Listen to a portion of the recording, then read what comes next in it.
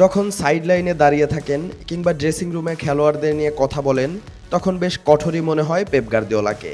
তবে মাঠের বাইরে তিনি ঠিক ততটাই মানবিক। ইসরায়েলি আগ্রাসনে ধ্বংসস্তূপে পরিণত হওয়া ফিলিস্তিনি শিশুদের পাশে দাঁড়িয়ে ক্ষমতাধরদের কাপুরুষ বলেছেন ম্যানচেস্টার সিটি কোচ। গাজায় ইসরায়েলি হামলায় সব হারানো ফিলিস্তিনি শিশুদের পাশে দাঁড়াতে অ্যাক্ট এক্স প্যালেস্টাইন নামে এক চ্যারিটি কনসার্টে যোগ দেন স্প্যানিশ এই কোচ। সেখানে তার আবেগঘন বক্তব্য ফুটবল ছাপিয়ে অনেকের মস্তিষ্ক নাড়িয়ে দিয়েছে। ফিলিস্তিনি ঐতিহ্যের প্রতীক কালো সাদা কেফিয়া গলায় জড়িয়ে গার্দিওলা কথা বলেছেন গাজায় মা বাবা হারানো শিশুদের নিয়ে। আবেগঘন কণ্ঠে তিনি বলেন, 2 বছর ধরে সামাজিক যোগাযোগ মাধ্যম বা টিভিতে ধ্বংসস্তূপের মাধ্যমে কোনো শিশুকে যখন দেখি আর্তনাদ করছে, আমার মা কোথায়, অথচ সে জানেও না যে তার মা আর নেই, তখন আমি ভাবি ওদের মনে কি চলছে। আমার মনে হয় আমরা ওদের একা ফেলে এসেছি, আমরা ওদের ত্যাগ করেছি। বিশ্বের ক্ষমতাধরদের ধুয়ে দিয়েছেন গার্দিওলা। তিনি বলেন, ক্ষমতাধররা আসলে কাপুরুষ।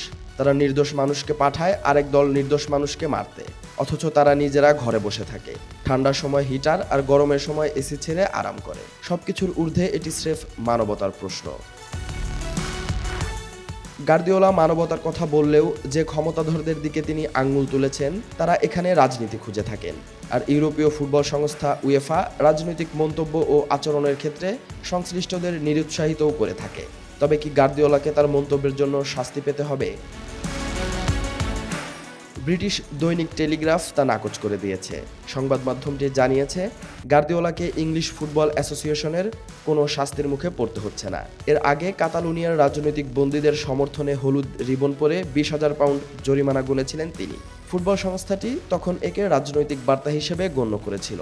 তবে এবার ফিলিস্তিনি শিশুদের নিয়ে তার এই বক্তব্য বিদেশের মাটিতে একটি চ্যারিটি অনুষ্ঠানে হওয়ায় বিষয়টি তদন্ত করবে না AFA. Salauddin Saju, sports 24 BD.